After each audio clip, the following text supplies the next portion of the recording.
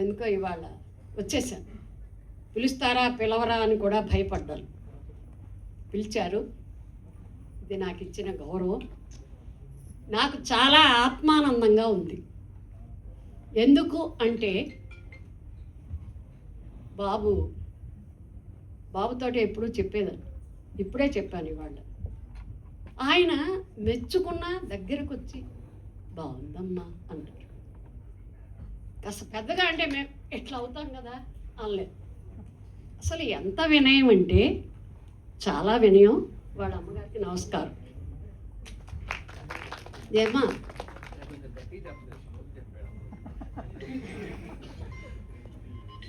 అలా కాదు, నేను మాట్లాడితే కొండ మీద ఎవరో రహస్యం చెప్పుకున్నట్టే. చిన్నగా మాట్లాడటం నాకు తెలియదు, రాదు కూడా. నా దెబ్బకే మా ఆయనకి కొంచెం చెవుడు కూడా వచ్చింది. మా సార్ ఇక్కడే ఉన్నారు, మా హస్బెండ్.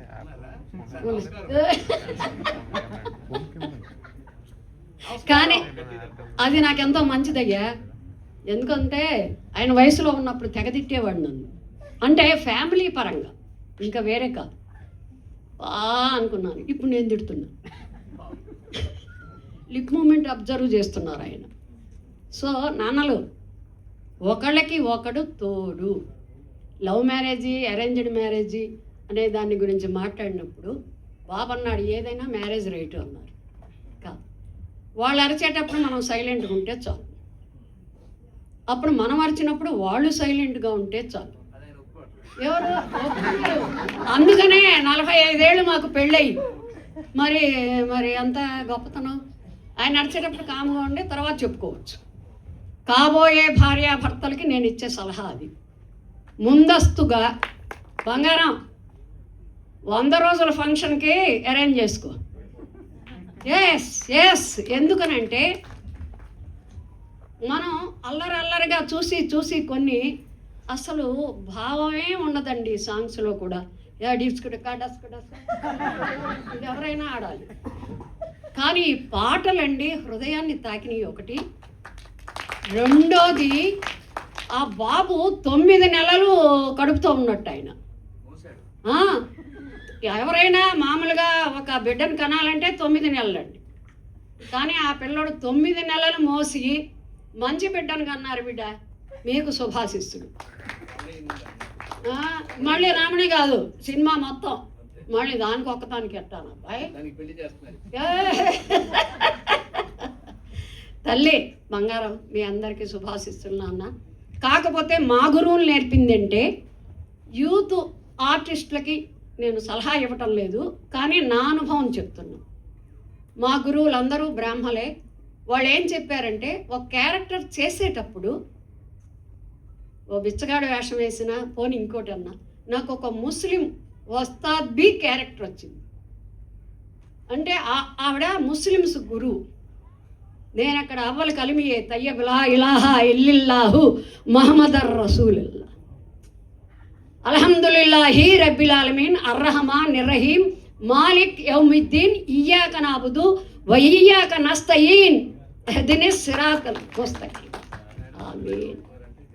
కాదు బాబా, మనం ఒక క్యారెక్టర్ తీసుకునేటప్పుడు దాని పుట్టుక, దాని బిహేవియరు, దాని నడక ఎక్కడి నుంచో రాదు, సమాజంలోనే ఉన్నాయి క్యారెక్టర్స్. ఓ బిచ్చగాడి వేషం వేసేయంటే ఆ బిచ్చగాడిని అబ్జర్వ్ చేయాలి, లేదు వాళ్ళు నడిచినట్టు నడవాలి. అలా మీ క్యారెక్టర్స్లో మీరు కాదు కనిపించాల్సింది, మీ క్యారెక్టర్ కనిపించాలి. అప్పుడు వాళ్ళు సక్సెస్. మా ఆలీబాబు చేశాడు యమదొంగలో, ఒక గౌన్ వేసుకొని ఇట్లా నడుస్తాడు. ఇట్లా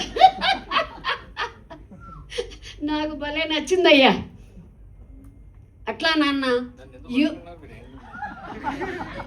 కొంచెం వామప్పవద్దు, నాకంటే చల్లగా ఉన్నాడు యంగ్ అంట.